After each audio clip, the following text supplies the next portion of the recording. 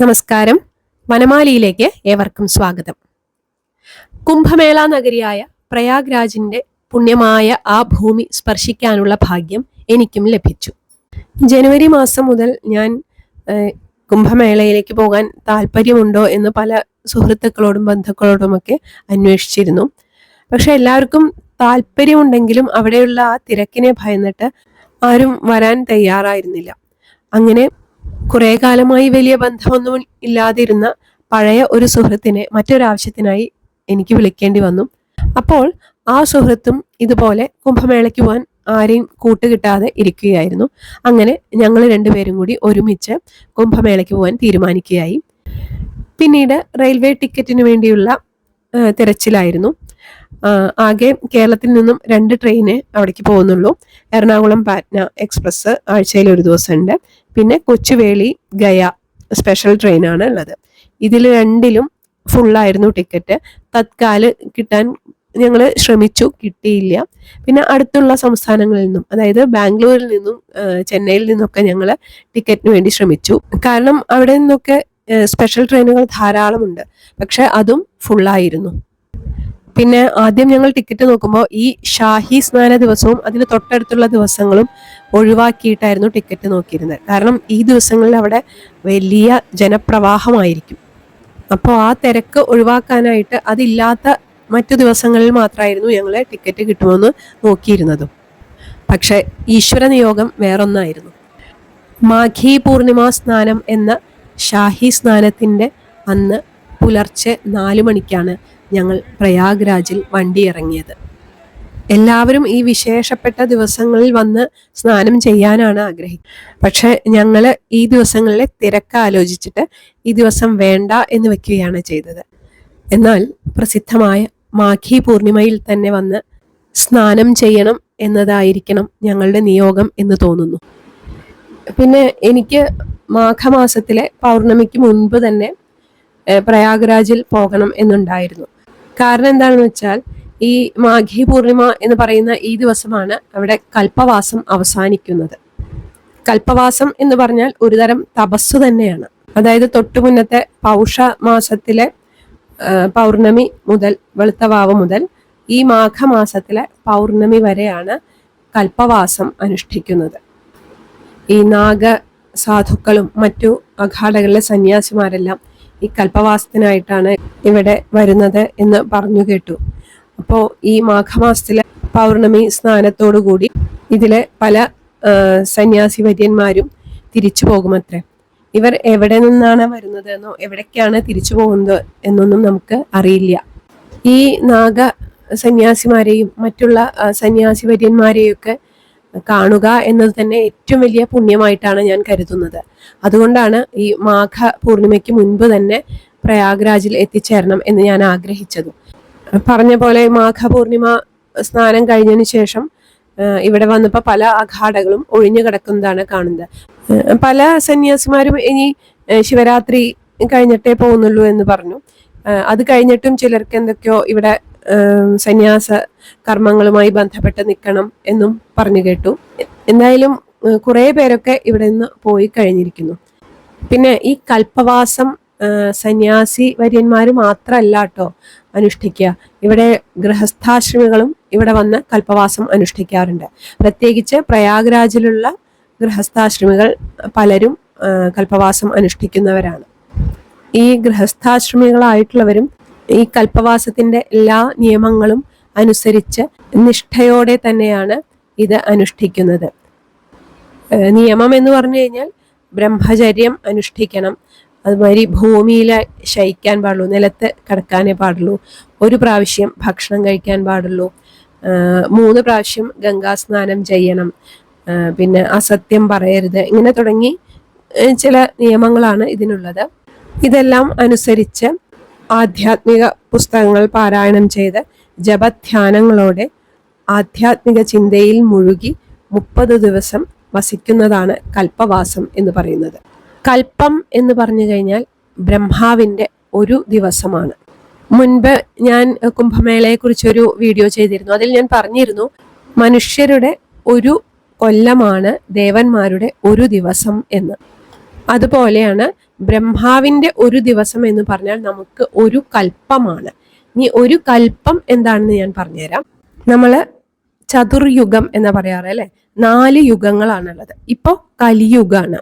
അപ്പോൾ ഈ കലിയുഗം എന്ന് പറയുന്നത് 4,32,000 കൊല്ലമാണ് ഉള്ളത്. ഇതിന് തൊട്ടു മുൻപുള്ള ദ്വാപരയുഗം എന്ന് പറയുന്നത് 8,64,000 കൊല്ലാണ് ഉള്ളത്. അതിനു മുൻപുള്ള ത്രേതായുഗം എന്ന് പറയുന്നത് 12,96,000 കൊല്ലമാണ് ഉള്ളത്.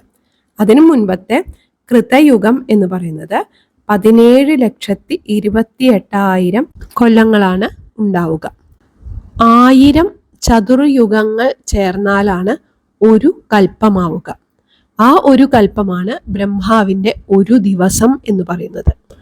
അപ്പോൾ ഈ കൽപ്പം എന്ന് പറയുന്ന ഇത്രയും കാലം തപസ്സു ചെയ്തതിന്റെ ഫലമാണ് ഈ മാഘമാസത്തിലെ ഈ കൽപ്പവാസം എന്ന് പറയുന്ന അനുഷ്ഠാനത്തോടുകൂടി ലഭിക്കുന്നത് എന്നാണ് പറയുന്നത്. ഈ കൽപ്പവാസം ചെയ്യുന്നത് പുണ്യനദികളായിട്ടുള്ള ഗംഗ, യമുന, പ്രത്യേകിച്ച് ഈ പ്രയാഗ്രാജിലെ ത്രിവേണി സംഗമത്തിലാണ് അനുഷ്ഠിക്കാറുള്ളത്. അങ്ങനെ ഈ കൽപ്പവാസം അവസാനിക്കുന്ന ദിവസമായ മാഘ പൂർണിമയുടെ അന്ന് അവിടെ എത്താനും ത്രിവേണി സംഗമത്തിൽ സ്നാനം ചെയ്യാനും സാധിച്ചത് തീർച്ചയായും പൂർവികർ ചെയ്ത സുഹൃതം കൊണ്ട് തന്നെ ആയിരിക്കും.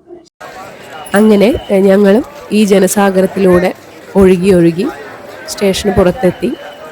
അവിടെ അന്വേഷിച്ചപ്പോൾ അന്ന് ഷാഹി സ്നാന ദിവസമായതുകൊണ്ട് തന്നെ 30 കിലോമീറ്റർ മുൻപ് വെച്ച് എല്ലാ വണ്ടികളും ബ്ലോക്ക് ചെയ്തിരിക്കുകയാണ്. ഈ കുംഭനഗരിയിലേക്കും ഒരു വണ്ടിയും അന്നേ ദിവസം കടത്തിവിടുന്നില്ല എന്നാണ് അറിഞ്ഞത്. പിന്നെ ഏകയുള്ള മാർഗം എന്താണെന്ന് വെച്ച് കഴിഞ്ഞാൽ ഈ തിരക്കിലൂടെ 12-13 കിലോമീറ്റർ നടന്ന് സ്നാനഘട്ടിൽ എത്തിച്ചേരുക എന്നുള്ളതാണ്. അപ്പോൾ ഞങ്ങളുടെ പുറത്ത് കിടക്കുന്ന ആ വലിയ ബാഗും താങ്ങി 12-13 കിലോമീറ്റർ എങ്ങനെ നടക്കും? അപ്പോഴേക്കും ഏതാണ്ട് ഉച്ചയാവുമെന്ന് ഞങ്ങൾക്ക് തോന്നി. അപ്പോൾ അവിടെ അടുത്ത് കണ്ട ഒരു ചായപ്പീടികയിൽ കയറിയിട്ട് നമ്മൾ യൂട്യൂബിലും ഇൻസ്റ്റാഗ്രാമിലൊക്കെ കണ്ടിരുന്നു, ബൈക്കുകാരുണ്ട് ഇങ്ങനെ വരുന്ന യാത്രക്കാരെ ഓരോ സ്ഥലത്ത് എത്തിക്കാൻ എന്ന് പറഞ്ഞിട്ട്. റാപ്പിഡോസ്നോ മറ്റോണോ അവരെ പറയുക. അങ്ങനെയുള്ള വല്ലവരും ഇവിടെ ഉണ്ടോ എന്ന് അന്വേഷിച്ചപ്പോൾ അയാൾ പറഞ്ഞു, ഉണ്ട്, എനിക്ക് പരിചയമുള്ള ആളുണ്ട്, അയാൾ ഇപ്പോൾ കൊണ്ടേക്കാൻ പോയതാണ്, ഇപ്പോൾ തിരിച്ചു വരും, എന്നിട്ട് നിങ്ങളെ കൊണ്ടേക്കും എന്നൊക്കെ പറഞ്ഞു ഒരു പൈസയൊക്കെ ഉറപ്പിച്ചു. നമുക്ക് അവിടുത്തെ ഇതിനൊക്കെ എത്രയാ പൈസ എന്നൊന്നും അറിയില്ല. എങ്കിലും നമുക്കപ്പോൾ ത്രിവേണി സംഗമ സ്ഥലത്ത് എത്തുക എന്നുള്ളതാണല്ലോ പ്രധാനം എന്ന് വിചാരിച്ച് ആ ബൈക്കുകാരൻ്റെ പിറകിൽ ഞങ്ങൾ 2 പേരും കയറി. അതിസാഹസികമായിട്ടുള്ള യാത്രയാണ് പിന്നെ ഉണ്ടായത്. ഏതൊക്കെയോ ഊടുവഴികളിലൂടെയാണ് അദ്ദേഹം കൊണ്ടുപോവുക. ഭയങ്കര സ്പീഡിലാണ്. നമ്മൾ ഈ സിനിമയിലൊക്കെ കാണുന്ന വിധത്തിലാണ് തിരിഞ്ഞും വളഞ്ഞും പൊളഞ്ഞും ഒക്കെ പോയി. പിന്നിൽ ഈ ബാഗൊക്കെ പിടിച്ചിട്ടാണ് ഞങ്ങൾ ഇരിക്കുന്നത്. ഇവർ വളരെ സമർത്ഥമായി ഓടിച്ച് ഒരു 5:30 അരയിൽ ഘാട്ടിൻ്റെ അടുത്ത് എത്തിച്ചു തന്നു. എന്നിട്ട് ആ കുട്ടി തന്നെ നമ്മുടെ കൂടെ വന്നിട്ട് ഈ വഴിക്കാണ് പോകേണ്ടത് അരയിൽ ഘാട്ടിലേക്ക്, അവിടെ പോലീസ് തടയുന്നതുകൊണ്ടാണ് അങ്ങോട്ട് വരാത്തത് എന്ന് പറഞ്ഞു ഞങ്ങൾ അതിലേ നടന്ന്. അപ്പോൾ പോകുന്ന വഴിക്ക് ഞങ്ങൾ സോമേശ്വർ മന്ദിർ എന്ന് പറഞ്ഞിട്ടൊരു ശിവൻ്റെ അമ്പലം കണ്ടു. എന്തായാലും ഈ ബാഗ് പിടിച്ചിട്ട് വേണം ഞങ്ങൾക്ക് പോകാൻ, അത് വെക്കാൻ ഒരു സ്ഥലം അന്വേഷിച്ചപ്പോൾ അവിടെയൊന്നും ഇല്ല എന്ന് പറഞ്ഞു. എന്തായാലും ഞങ്ങൾ അങ്ങനെ അരയിൽ ഘാട്ടിലേക്ക് നടന്ന് അവിടെ എത്തിച്ചേർന്ന്. അപ്പോൾ വലിയ തിരക്ക് അവിടെ ഉണ്ടായിരുന്നില്ല ആ സമയത്ത്. സംഗം ഘാട്ടിലായിരുന്നു വല്ലാത്ത തിരക്കുണ്ടായിരുന്നത്. അവിടെ ഈ ബോട്ടുകൾക്ക് വേണ്ടി വളരെയധികം നേരം കാത്തു നിൽക്കേണ്ടി വരുന്നുണ്ടായിരുന്നു. എന്നാൽ ഈ അരയിൽ ഘാട്ടിൽ വലിയ അത്ര തിരക്കൊന്നും ഉണ്ടായിരുന്നില്ല. അതിന് കാരണം ഇത് ഈ നദികളുടെ ഏറ്റവും മറ്റേ അറ്റത്തായിരുന്നു ഈ അരയിൽ ഘാട്ടും ബോട്ട് ക്ലബ്ബൊക്കെ ഉള്ളത്. അതുകൊണ്ടായിരിക്കാം ആൾക്കാർ അധികം ഇങ്ങോട്ട് വന്നിരുന്നില്ല.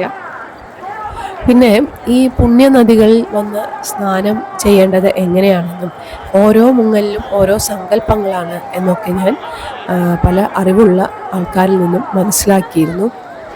അതെല്ലാം പരമാവധി മനസ്സിൽ ഓർത്തുകൊണ്ടാണ് ഓരോ പ്രാവശ്യവും ഞാൻ മുങ്ങി നിവർന്നത്. എന്തായാലും രാവിലെ ഒരു 6 മണിയോടുകൂടി തന്നെ ഞങ്ങൾ ത്രിവേണി സംഗമത്തിൽ സ്നാനം ചെയ്തു. ഈ പുണ്യനദികൾ മുങ്ങുമ്പോൾ നമുക്ക് കിട്ടുന്നൊരു ഊർജമുണ്ട്. പ്രത്യേകിച്ച് ഈ ഗംഗാനദിയിൽ മുങ്ങുമ്പോൾ നമുക്ക് എന്തെന്നില്ലാത്തൊരു ഊർജം ഉള്ളിലേക്ക് പ്രവഹിക്കുന്ന പോലെ എനിക്ക് തോന്നാറുണ്ട്. ഭാരതത്തിൻ്റെ ആത്മീയമായ ഊർജം എന്ന് പറയുന്നത് ഈ ഗംഗാനദിയാണോ എന്ന് പോലും ഞാൻ ഇടയ്ക്ക് ചിന്തിക്കാറുണ്ട്.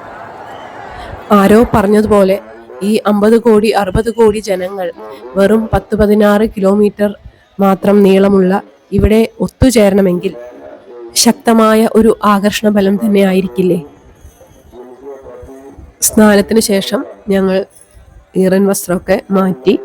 അത് മാറ്റണ്ട, അത് തന്നെ ഇട്ട് നടക്കണം എന്നൊക്കെയാണ് അത്രേ അവിടെയുള്ളവർ പറയുക. പക്ഷെ ഞങ്ങൾ തണുത്ത് വിറക്കിയായിരുന്നു ആ സമയത്ത്. അതുകൊണ്ട് തന്നെ ആ വസ്ത്രമൊക്കെ മാറ്റി അവിടെ അടുത്തുള്ള സെക്ടറുകളിലൊക്കെ ഉള്ള കാഴ്ചകളൊക്കെ കണ്ട് കുറച്ചു നേരം നടന്നു. ഞങ്ങൾ താമസിക്കാം എന്ന് വിചാരിച്ച ആശ്രമം സെക്ടർ 10-ലായിരുന്നു. സത്യം പറഞ്ഞാൽ എനിക്ക് കേരളത്തിൻ്റെ ഒരു ശിബിരം വന്നിട്ടുണ്ട്, അവിടെ പോകണം എന്നായിരുന്നു ആഗ്രഹം.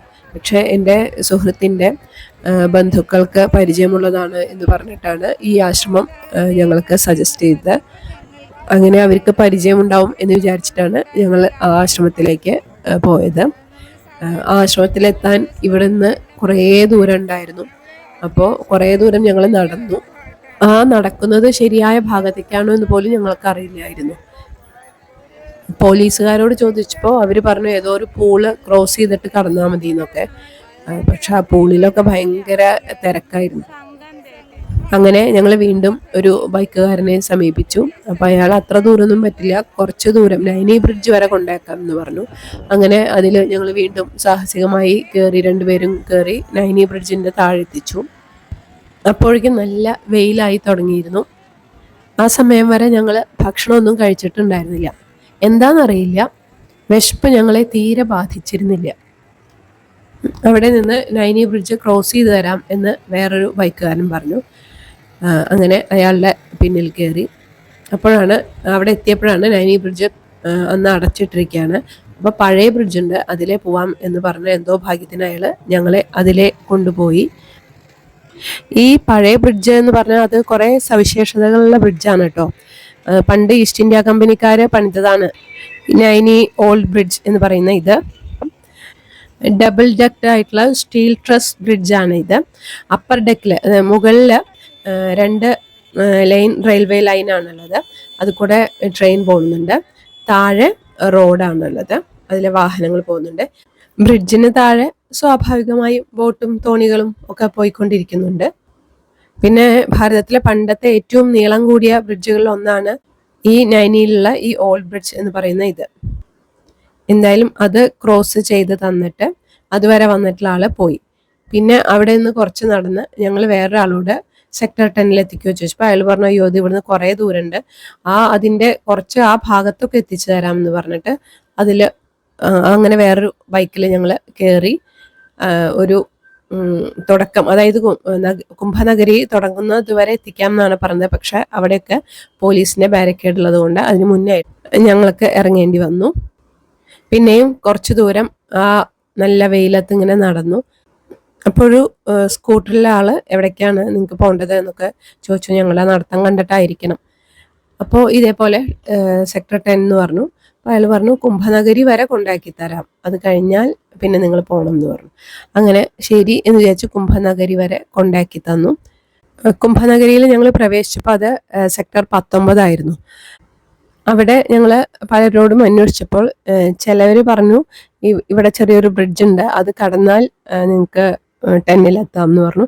ചിലർ പറഞ്ഞു അല്ല നേരെ പോയാൽ മതി. ആരും കൃത്യമായിട്ട് ഒരേ ഉത്തരം പറയുന്നില്ല. അപ്പോൾ ഞങ്ങൾ ഇതുപോലെ വേറൊരു ബൈക്ക് എടുത്തു. എന്നിട്ട് അയാൾ 10-ൽ എത്തിച്ചു തരാമെന്ന് പറഞ്ഞു. എന്നിട്ട് പോയി. പക്ഷെ ആ ബൈക്കുകാരനും 10-ൽ എവിടെ എത്തേണ്ടതെന്ന് മനസ്സിലാവുന്നില്ലായിരുന്നു. അവസാനം ഞങ്ങൾ ഗൂഗിൾ മാപ്പ് ഇട്ട് ഏതാണ്ട് പോണ്ട ആ ദിശയൊക്കെ ഒന്ന് കണ്ടുപിടിച്ചു. അപ്പോഴേക്കും ആ ബൈക്ക് ഓടിച്ചിരുന്ന ആ കുട്ടി കുറേ ചുറ്റിയത് കൊണ്ടാകാം ഞങ്ങളോട് പറഞ്ഞു അവിടെ ഇറങ്ങണം, നിങ്ങൾ ഇവിടുന്ന് നടന്നാലെത്തും എന്ന് പറഞ്ഞു. പാവം അയാളെ ഈ വെയിലത്ത് കുറേ ചുറ്റിക്കണ്ട വിചാരിച്ച് ഞങ്ങൾ അവിടെ ഇറങ്ങി. ഒരു 2-2.5 കിലോമീറ്റർ നടന്ന് അവസാനം ഈ ആശ്രമം കണ്ടെത്തി. അപ്പോഴേക്കും ഉച്ചയ്ക്ക് 2 മണി കഴിഞ്ഞിരുന്നു. ആശ്രമത്തിൽ വളരെ നല്ല സ്വീകരണമാണ് ഞങ്ങൾക്ക് ലഭിച്ചത്.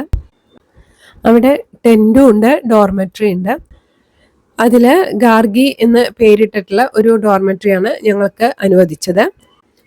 ഈ ടെൻറ്റുകളും ഈ ഡോർമെട്രിയും ഒക്കെ ഉണ്ടാക്കിയിരിക്കുന്നത് ഈ വലിയ പറമ്പ്, അതിൽ ഡോർമെട്രി ഉണ്ടാക്കിയിരിക്കുന്നത് ഞാൻ പറയാം, ടിൻ ഷീറ്റ് കൊണ്ട് ചുമര് കെട്ടിയിട്ട് ഓരോരോ ഒരു 5-6 ഹോളായിട്ട് തിരിച്ചിട്ടുണ്ട്. ഇങ്ങനെ മൈത്രേയി, ഗാർഗി എന്നൊക്കെ പറഞ്ഞ് പേരിട്ടിട്ടുണ്ട്. അതില് മുഴുവൻ നിലത്ത് മുഴുവൻ വൈക്കോലാണ് പരത്തിയിട്ടിരിക്കുന്നത്. ആ വൈക്കോലിന്റെ മീതെ ഒരു കാർപ്പറ്റ് വിരിച്ചിട്ടുണ്ട്. അതിന് മീതെ വളരെ കട്ടി കുറഞ്ഞ ബെഡ് ഇട്ടിട്ടുണ്ട്. ഇത് ടെന്റാണെങ്കിൽ ഈ ടിന്നിന്റെ ഷീറ്റല്ല, കട്ടിയുള്ള തുണി കൊണ്ടാണ് അത് ഉണ്ടാക്കിയിരിക്കുന്നതെന്ന് തോന്നുന്നു. ഞങ്ങൾ അവിടെയും ചെന്ന് നോക്കിയിരുന്നു. പിന്നെ ഡോർമെട്രി ആകുമ്പോൾ കുറച്ച് ആൾക്കാരുണ്ടാവും എന്ന് വിചാരിച്ചിട്ടാണ് നമ്മൾ ചെന്നത്. പക്ഷേ ഡോർമെട്രിയിൽ ഞങ്ങൾക്ക് കിട്ടിയതിൽ ഒരു 6 പേരുണ്ടായിരുന്നു, ഗുജറാത്തികൾ. അവർ ഷാഹി സ്നാനം അന്നത്തെ കഴിഞ്ഞതിന് ശേഷം വൈകുന്നേരത്തോടു കൂടി മടങ്ങിപ്പോയി. പിന്നെ ഞാനും എൻ്റെ സുഹൃത്തും മാത്രമേ ആ ഡോർമെട്രിയിൽ ഉണ്ടായിരുന്നുള്ളൂ. മറ്റുള്ള 3-4 ഡോർമെട്രിയിലൊക്കെ ഫുള്ളായിരുന്നു ആൾക്കാർ. പിന്നെ സ്നാനഗൃഹവും ശൗചാലയം എന്നൊക്കെ പറയുന്നതൊക്കെ കോമൺ ആണ്. ഈ ആശ്രമത്തിലെ താമസവും ഭക്ഷണവും ഒക്കെ സൗജന്യമായിട്ടാണ് നൽകിയിരുന്നത്. ഈ ആശ്രമങ്ങളിലൊക്കെ തന്നെ ഒരു വൈകുന്നേരം 4 മണിയായാൽ പ്രവചൻ എന്നാണ് അവർ പറയുക, അതായത് ആധ്യാത്മിക പ്രഭാഷണങ്ങൾ ആരംഭിക്കും. അവിടുത്തെ ഈ അന്തരീക്ഷം തന്നെ ഇങ്ങനെയുള്ള പ്രഭാഷണങ്ങളെ കൊണ്ടും ഭജനകളെ കൊണ്ടും ഒക്കെ മുഖരിതമായിരുന്നു. വെയിലൊന്ന് കുറഞ്ഞപ്പോൾ ഞങ്ങൾ ആശ്രമത്തിന് പുറത്തുള്ള കാഴ്ചകൾ കാണാനായിട്ട് ഇറങ്ങി. അന്ന് മാഘ മാസത്തിലെ പൗർണമി ആയിരുന്നതുകൊണ്ട് തന്നെ പലരും ഗംഗാ നദിയിലും ഈ ത്രിവേണി സംഗമത്തിന്റെ അവിടെയൊക്കെ ദീപദാനം എന്ന് പറഞ്ഞ് വിളക്ക് കൊളുത്തി പ്രാർത്ഥിക്കുന്നുണ്ടായിരുന്നു. ഞങ്ങൾ താമസിക്കുന്ന ആശ്രമത്തിന്റെ നേരെ മുന്നിൽ ഗംഗാനദി ഒഴുകുകയായിരുന്നു. കുറച്ച് മുന്നിലേക്ക് നടക്കണം, അവിടെ ഗംഗാനദി ഒഴുകുന്നുണ്ടായിരുന്നു. അവിടെയും ആൾക്കാർ പോയിട്ട് വിളക്ക് കത്തിച്ച് പ്രാർത്ഥിക്കുന്നുണ്ടായിരുന്നു. ഞങ്ങളുടെ കയ്യിൽ പ്രത്യേകിച്ച് ചരാതോ വിളക്കോ ഒന്നും ഇല്ലാതിരുന്നതുകൊണ്ട് അവിടെ ഇവർ ചെയ്യുന്ന ദീപദാനമൊന്നും നടത്താൻ സാധിച്ചില്ല. എങ്കിലും ദധിശംഖതുഷാരാഭം ക്ഷീരോദാർണവസംഭവം നമാമി ശശിനം സോമം ശംഭോർമകുടഭൂഷണം എന്ന് മനസ്സിൽ ധ്യാനിച്ച് ആ പൂർണ്ണചന്ദ്രനെ നമസ്കരിച്ചു. ഞാൻ മുൻപ് പലതിലും പറഞ്ഞിട്ടുണ്ട്, ഈ ചന്ദ്രൻ എന്ന് പറയുന്നത് മനസ്സിന്റെ കാരകമാണ്. വെള്ളവും അതെ. അതാണ് ഈ പൗർണമിക്ക് ഇവിടെ ദീപദാനത്തിന് ഇത്ര പ്രാധാന്യം എന്ന് തോന്നുന്നു. മനസ്സിന്റെ ഇരുട്ടകറ്റാനായിരിക്കാം ഈ ദീപപ്രജ്വലനം നടത്തുന്നത്. പിന്നെ ഞങ്ങൾ ഇവിടെ വഴിയിലുള്ള 2-3 ആശ്രമങ്ങളിലൊക്കെ കയറി അവിടെയും ഇങ്ങനെ സത്സംഗങ്ങളും ആധ്യാത്മിക പ്രഭാഷണങ്ങളൊക്കെ നടക്കുന്നത് കുറച്ചു നേരം കേട്ടു. ഇങ്ങനെ ഒരു അമ്പലം ഇസ്കോൺകാരുടെ ആണെന്ന് തോന്നുന്നു. ആ അമ്പലത്തിൽ കയറി അവിടുന്ന് പ്രസാദം സ്വീകരിച്ചു. അതെല്ലാം അവിടെയും കുറച്ചു നേരം ഇരുന്നു. ഇങ്ങനെ ഈ വൈകുന്നേരവും രാത്രിയൊക്കെ എല്ലാ ഭാഗങ്ങളിൽ നിന്നും ഈ ഭജനകളും പ്രഭാഷണങ്ങളും അതുപോലെ സത്സംഗങ്ങളും ഒക്കെയായി വളരെ സുഖം നൽകുന്ന, അല്ലെങ്കിൽ മനസ്സിനെ ഇങ്ങനെ ശാന്തമാക്കുന്ന ഒരു കുളിർമയേകുന്ന ഒരു അന്തരീക്ഷം തന്നെയാണ് അവിടെ ഉണ്ടായിരുന്നത്. മനസ്സിൻ്റെ കുളിർമയോടൊപ്പം ശരീരവും കുറേശ്ശെ തണുക്കാൻ ആരംഭിച്ചിരുന്നു. 8 മണിയൊക്കെ ആകുമ്പോഴേക്കും ചെറുതായ തണുപ്പ് വരാൻ തുടങ്ങിയിരുന്നു. അത് രാത്രി ഇങ്ങനെ ഏറുന്തോറും തണുപ്പ് കുറേശ്ശെ കൂടി വന്നു. രാത്രി ഒരു 1 മണി 2 മണിയൊക്കെ ആകുമ്പോഴേക്കും നല്ല ശൈത്യം തന്നെയായി മാറി. അങ്ങനെ 1-ാമത്തെ ദിവസം പ്രയാഗ്രാജിലെ കാഴ്ചകളൊക്കെ കണ്ട് ഒരു 8:30യോടുകൂടി ഞങ്ങൾ ആശ്രമത്തിൽ വന്ന് വിശ്രമിച്ചു. പിറ്റേ ദിവസം, അതായത് ഫെബ്രുവരി 13-ാം തീയതി പുലർച്ചെ 3 മണിയാകുമ്പോഴേക്കും ഞങ്ങളുടെ ആശ്രമത്തിൽ നിന്നും ഗായത്രി മന്ത്രവും തൊട്ടടുത്ത ആശ്രമത്തിൽ നിന്നും വെങ്കടാചലപതി സുപ്രഭാതവും ഒക്കെ കൊണ്ട് അന്തരീക്ഷം അതീവ ഭക്തിസാന്ദ്രമായി തീർന്നു. മാത്രമല്ല, അവിടെയുള്ള പല ആശ്രമങ്ങളിൽ നടക്കുന്ന യജ്ഞങ്ങളുടെ മന്ത്രധ്വനികളാലും അവിടെയുള്ള ക്ഷേത്രങ്ങളിൽ നിന്നും മാത്രമല്ല ഇതുപോലുള്ള മറ്റു ശിബിരങ്ങളിൽ നിന്നും കേൾക്കുന്ന ആധ്യാത്മിക ഗ്രന്ഥങ്ങളുടെ ഭക്തിപൂർണമായ ആലാപനത്താലും പരിപാവനമാക്കപ്പെട്ടിരുന്നു അന്തരീക്ഷം. ഞങ്ങൾ രാവിലെ സ്നാനമൊക്കെ കഴിഞ്ഞ് ഭക്ഷണമൊന്നും കഴിക്കാൻ നിന്നില്ല.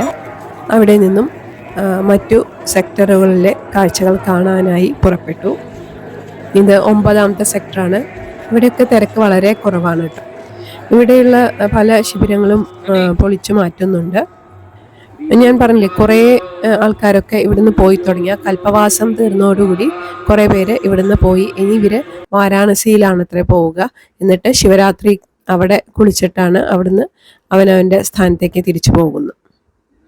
ഇവിടെ ഇനി സന്യാസിമാരുടെ വേഷം കെട്ടി നടക്കുന്ന പ്രച്ഛന്നധാരികളായവർ കുറേ ഉണ്ട്.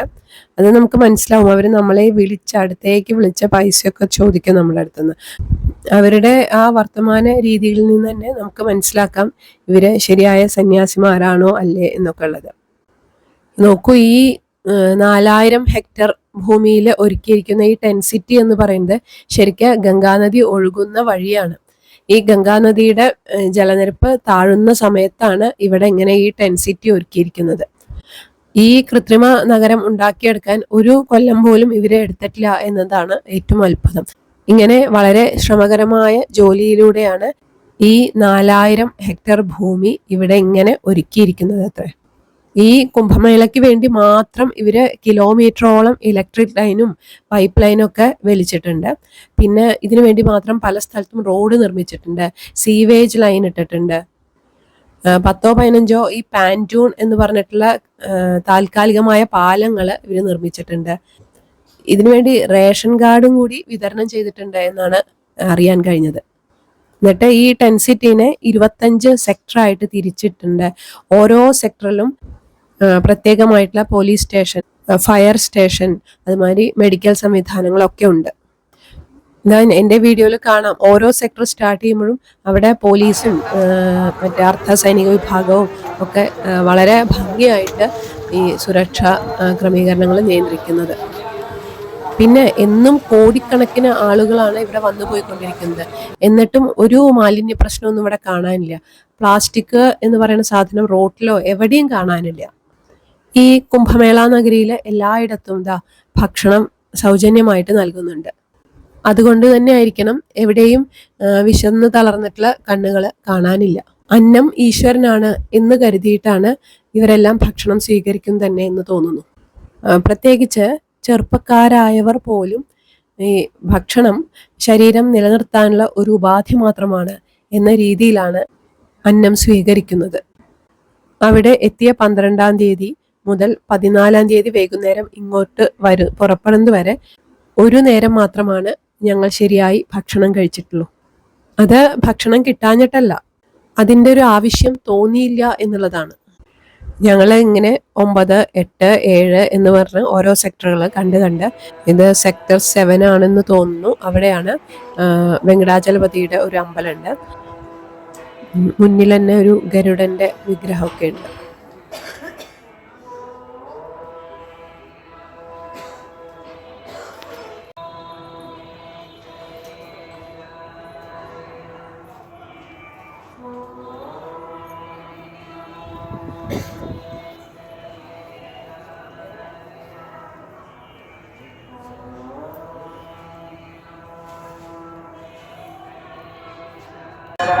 ഇവിടെ നിന്നും ഞങ്ങൾ നടന്ന് ഇത് സെക്ടർ 6-ലെത്തി. ഇവിടെയാണ് എത്രയോ രുദ്രാക്ഷങ്ങളെ കൊണ്ട് ഉണ്ടാക്കിയ ശിവലിംഗങ്ങളുണ്ട്. ഇവിടെ 52,000 കോടിയോ അങ്ങനെ എന്തോ ആണ് അവിടെ പുറത്ത് എഴുതി വെച്ചിട്ടുണ്ട്. ഞാനത് കാണിച്ചു തരാം. ഇവിടെ പൂജയൊക്കെ ചെയ്യുന്നുണ്ട്. ഇത്ര രുദ്രാക്ഷങ്ങളെ കൊണ്ടാണ്, ഇവിടെ മുഴുവൻ രുദ്രാക്ഷമാലയും ഒക്കെയാണ്. വീണ്ടും ഞങ്ങൾ ഇവിടുന്ന് നടന്ന് ഒരു കയറ്റമൊക്കെ ഉണ്ട്. അത് കയറി കഴിഞ്ഞപ്പോൾ നാഗവാസുകി ക്ഷേത്രത്തിലാണ് എത്തിച്ചേർന്നിരിക്കുന്നത്. ഇത് അമൃതമന്ഥന കാലത്ത് അമൃതമന്ഥനം കഴിഞ്ഞപ്പോൾ തളർന്നിട്ടുള്ള വാസുകിയുടെ അടുത്ത് ഇവിടെ വന്നിരുന്ന് വിശ്രമിച്ചോളാനാണ് അത്രേ മഹാവിഷ്ണു പറഞ്ഞത്. അപ്പോൾ അവിടെ വന്ന് ഇരുന്ന സ്ഥലമാണ് ഈ നാഗവാസുകി ക്ഷേത്രമായിട്ട് മാറിയത്. മഹാവിഷ്ണുവിനെയാണ് ഇവിടെ വാസുകിയുടെ വിഗ്രഹം പ്രതിഷ്ഠിച്ചത് എന്നും പറയപ്പെടുന്നുണ്ട്.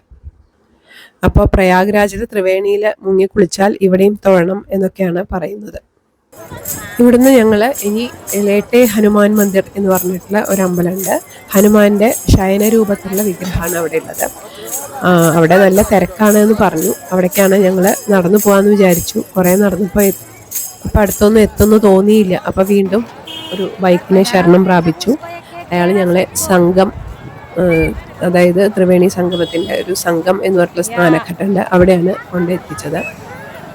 അവിടുത്തെ കാഴ്ചകളാണ് ഇതൊക്കെ. ഇവിടെ മുഴുവനും രുദ്രാക്ഷം വിൽക്കുന്ന സ്ഥലമാണ്. രുദ്രാക്ഷമാലകൾ, അതുപോലെ ശിവലിംഗങ്ങൾ ഒക്കെയാണ് ഇവിടെ വിൽപ്പനയ്ക്ക് ഏറ്റവും അധികമുള്ള സാധനങ്ങൾ. എന്തായാലും സംഘം എന്ന സ്നാനഘട്ടിലെ കാഴ്ചകളൊക്കെ ഒന്ന് കാണാം എന്ന് വിചാരിച്ചു. എന്തായാലും സംഘം സ്നാനഘട്ടത്തിലെത്തിയപ്പോൾ ഞാൻ ഇവിടെയും കൂടി ഒന്ന് സ്നാനം ചെയ്യാമെന്ന് വിചാരിച്ചു. ഇപ്പോൾ അവിടെ എത്തുമ്പോഴേക്കും സമയം 3 മണി ആയിട്ടുണ്ടായിരുന്നു. പകൽ സമയം എന്ന് പറഞ്ഞാൽ ഇവിടെ വല്ലാത്ത ചൂടാണ്. രാത്രി നേരെ തിരിച്ച് വല്ലാത്ത തണുപ്പുമാണ്. ഇവിടെ കണ്ടില്ലേ ഓരോ ഇങ്ങനെ സ്റ്റാൻഡ് മുകളിലേക്ക് ഇത് ഉണ്ടാക്കിയിട്ട് അവിടെയൊക്കെ പോലീസുകാർ നിൽക്കുകയാണ് ഈ സ്നാനം ചെയ്യുന്നവരെ നിയന്ത്രിക്കാനൊക്കെ ആയിട്ട്. ഇവിടെയും പറയുന്നുണ്ട് സ്നാനം ചെയ്തവർ വേഗം മടങ്ങണം മടങ്ങണം എന്ന് പറയുന്നുണ്ട്. പിന്നെ ഒരാൾ പോലും മാറി പോകുമ്പോൾ അല്ലെങ്കിൽ അപകട സ്ഥലത്തേക്ക് നീങ്ങുമ്പോൾ അവർ അവിടെ നിന്ന് വിളിച്ചു പറയുന്നുണ്ട്. അങ്ങനെ വളരെ നല്ലൊരു അറേഞ്ച്മെന്റ് തന്നെയാണ് ഇവിടെ ചെയ്തിരിക്കുന്നത്. ഇത് നമുക്കൊരു ഫോട്ടോ എടുക്കുക അല്ലെങ്കിൽ വീഡിയോ എടുക്കുമ്പോൾ വല്ലാത്ത തിരക്കായിട്ട് അനുഭവപ്പെടും. പക്ഷെ ഇവിടെ നിൽക്കുമ്പോൾ നമുക്ക് ആ തിരക്ക് അത്ര അനുഭവപ്പെടുന്നില്ല. സ്നാനഘട്ടത്തിൽ നിന്ന് ഞങ്ങള് ലേട്ടെ ഹനുമാൻ മന്ദിറിലേക്ക് പോയി.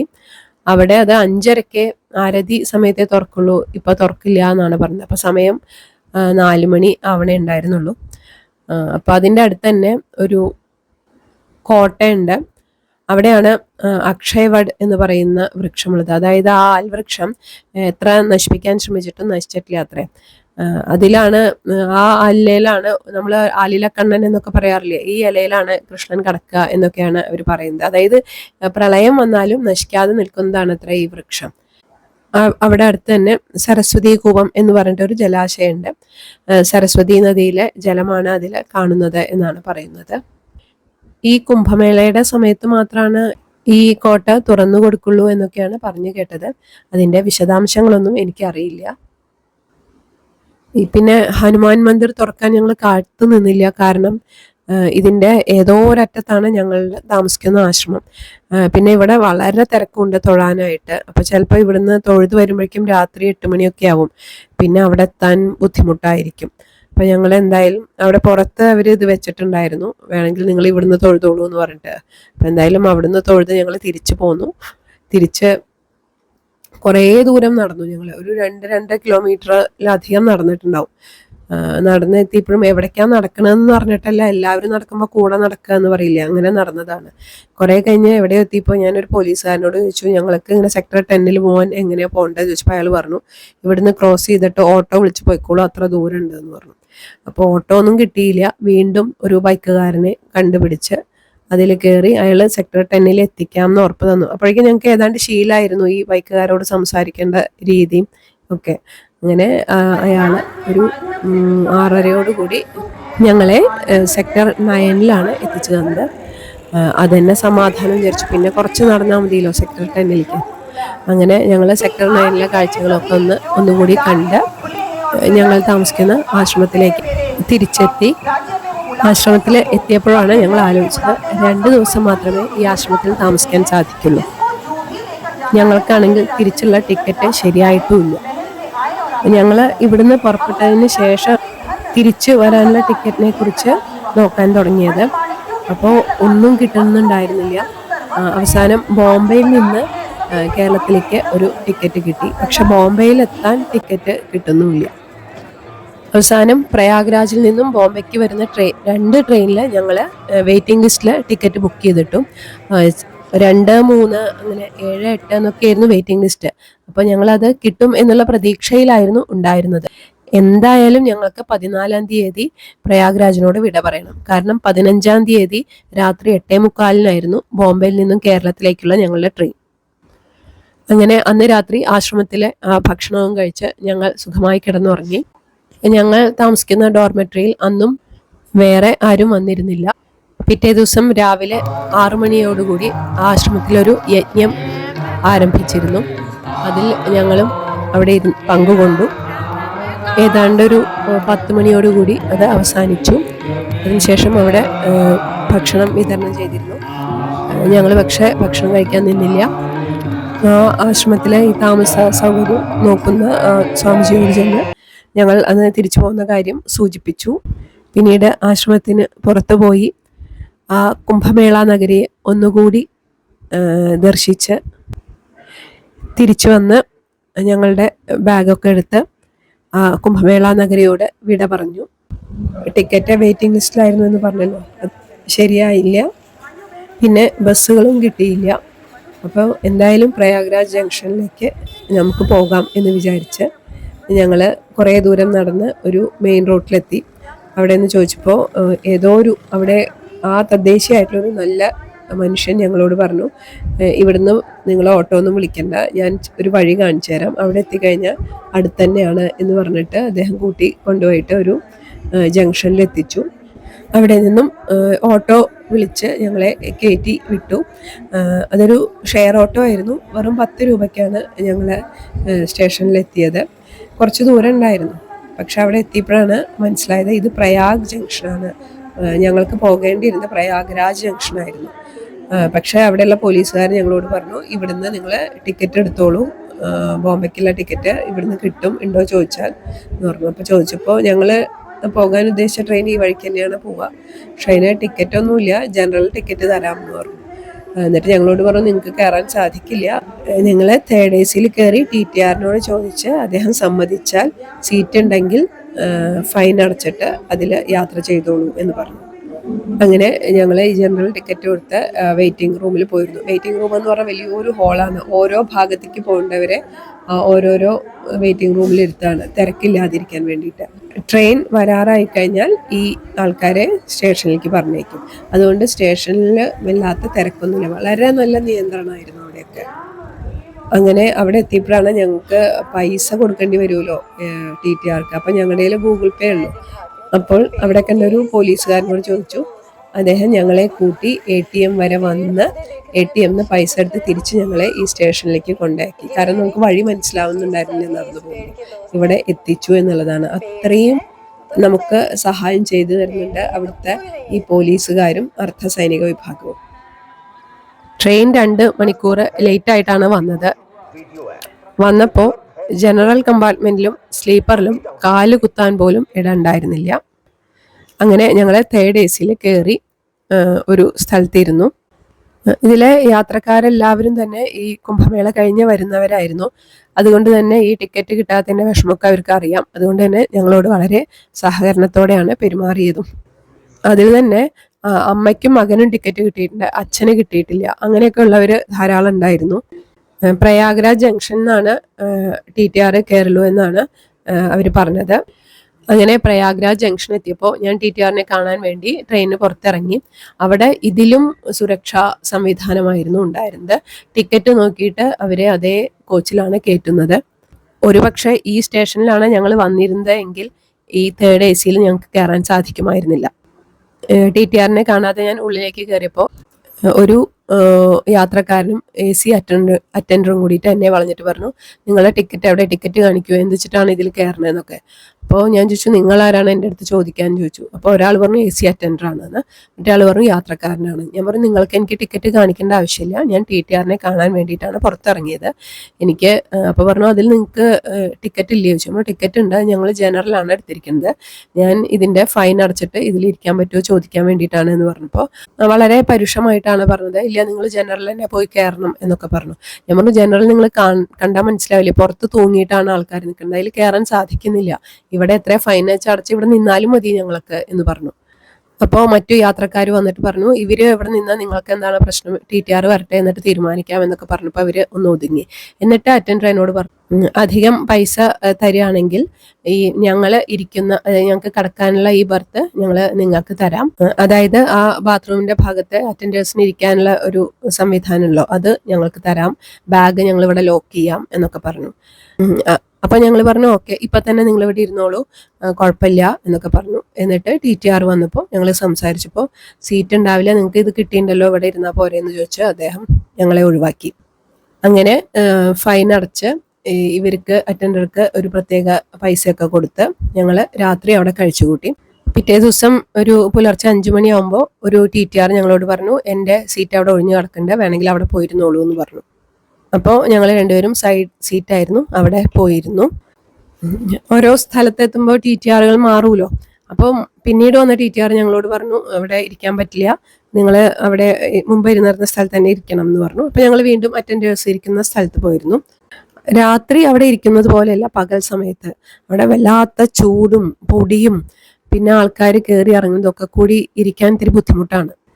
അപ്പോൾ എവിടുന്നാന്നറിയില്ല ഒരു ഉത്തരേന്ത്യക്കാരനായ ഒരു 19-20 വയസ്സായിട്ടുള്ള ഒരു കുട്ടി എൻ്റെ അടുത്ത് വന്ന് പറഞ്ഞു, ആൻറ്റി എൻ്റെ സീറ്റ് ഒഴിഞ്ഞു കിടക്കുന്നുണ്ട്, വേറൊരു കോച്ചിലാണ്, ഞാൻ അവിടെ ഇരുന്നിട്ടേ ഇല്ല ഇന്നലെ മുതൽ, ഞാൻ എൻ്റെ ഫ്രണ്ട്സിൻ്റെ കൂടെ ഈ കോച്ചിലാണ് ഇരിക്കുന്നത്, ആൻറ്റി അവിടെ പോയിരുന്നോളൂ എന്ന് പറഞ്ഞ് ആ കുട്ടിയുടെ ടിക്കറ്റിൻ്റെ ഫോട്ടോ എടുത്ത് കയ്യിൽ വെച്ചോളാൻ പറഞ്ഞു. പിന്നെ എനിക്ക് നമ്പറും തന്നു, അവിടെ ആരെങ്കിലും ഇരിക്കുന്നുണ്ടെങ്കിൽ എന്നെ വിളിച്ചാൽ മതി ആൻറ്റി, ഞാൻ വന്നിട്ട് പറയാം എന്നൊക്കെ പറഞ്ഞു. സത്യം എനിക്കൊരു ഈശ്വരാനുഗ്രഹമായിട്ടാണ് തോന്നിയത് അത്. പിന്നെ ഞങ്ങള് ആ ബോഗിയിൽ പോയിട്ട് അവിടെ ഇരുന്നപ്പോൾ അവിടെ മുഴുവൻ സ്ത്രീകളായിരുന്നു. അതിൽ UP-കാരായിട്ടുള്ള സ്ത്രീകളുണ്ടായിരുന്നു, അവര് കുംഭമേള കഴിഞ്ഞ് വരികയായിരുന്നു. പിന്നെ പ്രയാഗ്രാജിൽ ഒരാളുണ്ടായിരുന്നു, പിന്നെ മധ്യപ്രദേശിലൊരു സ്ത്രീ ഉണ്ടായിരുന്നു. അങ്ങനെ ഇവരൊക്കെ ആയിട്ട് ഞങ്ങൾ പെട്ടെന്ന് സൗഹൃദത്തിലായി. ഞങ്ങളുടെ ഫോൺ നമ്പർ അവർ വാങ്ങുകയും അവരുടെ ഫോൺ നമ്പർ ഞങ്ങൾ വാങ്ങുകയൊക്കെ ആയിട്ട് എത്രയോ കാലം മുമ്പ് പരിചയപ്പെട്ടവരെ പോലെ തോന്നി. എന്തായാലും ഞങ്ങൾക്ക് അവിടെ സീറ്റ് തന്ന ആ കുട്ടിയെ ഞാൻ ഭഗവാനായിട്ട് തന്നെയാണ് കാണുന്നത്. അങ്ങനെ 6:45 ഞങ്ങൾ ബോംബെ സ്റ്റേഷനിലെത്തി. അതിനുശേഷം 8:45 ബോംബെയിൽ നിന്ന് കേരളത്തിലേക്കുള്ള ട്രെയിനിൽ കയറി. പിറ്റേ ദിവസം, അതായത് ഫെബ്രുവരി 16-ാം തീയതി 3 മണിയോടുകൂടി ഞാൻ എൻ്റെ വീട്ടിലെത്തി. ഭക്തജനങ്ങൾ വന്ന് സ്നാനം ചെയ്യുന്ന ഈ സ്നാനഘട്ടങ്ങളിൽ സവർണനെന്നോ അവർണനെന്നോ സ്വദേശിയെന്നോ വിദേശിയെന്നോ ആണെന്നോ പെണ്ണെന്നോ എന്നു തുടങ്ങി ഒന്നിനും ഇവിടെ ഒരു സ്ഥാനവുമില്ല. ആരും ആരെയും ശ്രദ്ധിക്കുന്നു പോലുമില്ല. ഈ കുംഭനഗരിയിൽ ഒരു രാഷ്ട്രീയ സംവാദമോ അല്ലെങ്കിൽ ഒരു കലഹമോ അല്ലെങ്കിൽ ഏതെങ്കിലും രാഷ്ട്രീയ പാർട്ടികളുടെ കൊടികളോ കുംഭമേള പരസ്യം ചെയ്യുന്ന പോസ്റ്ററുകളോ ഫ്ലക്സുകളോ ഒന്നും തന്നെ അവിടെ ഉണ്ടായിരുന്നില്ല. ഏതെങ്കിലും ഒരു പണ്ഡിറ്റോ അല്ലെങ്കിൽ ഒരു പുരോഹിതനോ വന്ന് ഇന്ന പൂജ കഴിക്കാം എന്ന് പറയുന്നൊന്നും അവിടെ കണ്ടില്ല. എല്ലാവരും മനുഷ്യൻ എന്ന മതത്തിനു കീഴിൽ നിന്ന് അവനവന്റെ വിശ്വാസമനുസരിച്ച് സ്നാനം ചെയ്ത് തിരിച്ചു പോകുന്ന ഏറ്റവും വലിയ മനുഷ്യ സംഗമം. അതാണ് ഞാൻ കണ്ട കുംഭനഗരിയിലെ ദൃശ്യമേള. അതുപോലെ കാഴ്ചപ്പാടാണ് ഒരേ കാഴ്ചയെ പലർക്കും പലവിധത്തിൽ അനുഭവവേദ്യമാക്കുന്നത്. ചിലർ സന്യാസി സമൂഹത്തെ പ്രാകൃതർ എന്നും ഈ പ്രാകൃതമായ ആചാരം എന്നൊക്കെ വിളിച്ച് പരിഹസിക്കുന്നു. എന്നാൽ മറ്റു ചിലർ ഈ സന്യാസി സമൂഹത്തിന്റെ ആത്മീയ ശക്തിയെ കണ്ട് ഭക്തി പുരസ്സരം നമിക്കുന്നു. ചിലർ നദികളിലെ മാലിന്യം മാത്രം ദർശിച്ച് അതിൽ സ്നാനം ചെയ്യുന്നവരെ പുച്ഛിക്കുന്നു. എന്നാൽ മറ്റു ചിലർ ഈ നദികളിൽ മുങ്ങി അതിലെ ഊർജപ്രവാഹത്തെ തന്നിലേക്ക് ആവാഹിക്കുന്നു. ഈ മഹാകുംഭമേള യാത്രാനുഭവങ്ങൾ എന്നെ ജീവിതത്തിന്റെ പല പാഠങ്ങളും പഠിപ്പിച്ചു. ഭാരതത്തിന്റെ വ്യത്യസ്ത കോണുകളിൽ നിന്നും വരുന്ന, വ്യത്യസ്ത ഭാഷകൾ സംസാരിക്കുന്ന, വ്യത്യസ്ത ആചാരാനുഷ്ഠാനങ്ങളുള്ള, വ്യത്യസ്ത സംസ്കാരങ്ങൾ പിന്തുടരുന്ന, എന്തിന് ഈ ഭാരതഭൂമിയിൽ മാത്രം നാം ഒതുങ്ങി നിൽക്കും, വ്യത്യസ്ത വിദേശ രാജ്യങ്ങളിൽ നിന്നെത്തിയ, വ്യത്യസ്ത വിദേശ ഭാഷകൾ സംസാരിക്കുന്ന കോടിക്കണക്കിന് ജനങ്ങൾ ഈ സ്നാനഘട്ടങ്ങളിൽ ജയ് ഗംഗാമയ്യ, ജയ് യമുനാമയ്യ, ജയ് സരസ്വതി മയ്യ എന്ന ജയഘോഷങ്ങളാൽ പുണ്യവാഹിനികളായ ഈ അമ്മമാരുടെ അനുഗ്രഹ സ്പർശത്തിനായി മുങ്ങി നിവരുന്നു. വസുധൈവ കുടുംബകം എന്ന് ഉദ്ഘോഷിക്കുന്ന ഭാരതഭൂമിയിലല്ലാതെ ഇത് വേറെ എവിടെ കാണാൻ സാധിക്കും? നദികളിൽ മാതൃത്വം കാണുന്ന ഈ സംസ്കാരം ഭാരതത്തിലല്ലാതെ മറ്റെവിടെയും ഉണ്ടാകുമെന്ന് എനിക്ക് തോന്നുന്നില്ല. ഒരേ ആചാരാനുഷ്ഠാനത്തിനായി, ഒരേ ആദർശത്തിൽ വിശ്വസിക്കുന്ന, ഒരേ ലക്ഷ്യത്തിലേക്ക് കുതിക്കുന്ന 50 കോടിയിലധികം ജനങ്ങൾ ത്രിവേണി സംഗമഭൂമിയായ ഈ പ്രയാഗ്രാജിൽ ഒത്തുകൂടുന്നു. അതുകൊണ്ട് തന്നെയാണ് ഈ മഹാകുംഭമേള ലോകത്തിലെ ഏറ്റവും വലിയ ആധ്യാത്മിക സംഗമമായിട്ടും അല്ലെങ്കിൽ സാംസ്കാരിക സംഗമമായിട്ടൊക്കെ അറിയപ്പെടുന്നത്. ഉള്ളിലെ അഹന്ത വെടിഞ്ഞ് സർവചരാചരങ്ങളിലും ഭഗവത് സാന്നിധ്യം ദർശിക്കാനുള്ള കഴിവ് തന്നെയായിരിക്കണം നമ്മുടെ ജീവിത ലക്ഷ്യം എന്ന് ഈ യാത്ര എന്നെ പഠിപ്പിച്ചു.